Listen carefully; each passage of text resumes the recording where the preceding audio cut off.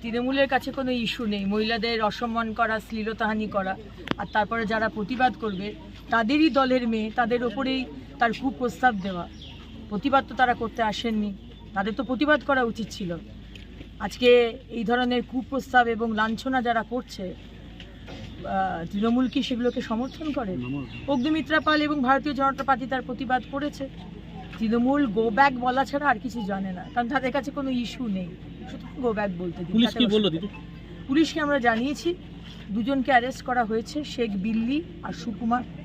বাকি দুজনকে এখনো অ্যারেস্ট করা হয়নি, যাদের দুজনের নাম আছে বিশ্ব, যে কুপ্রস্তাব দিয়েছে, এবং আরেকজন।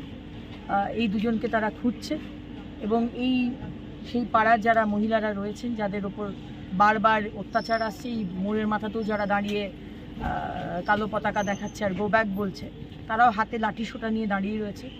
এই মানুষগুলোকে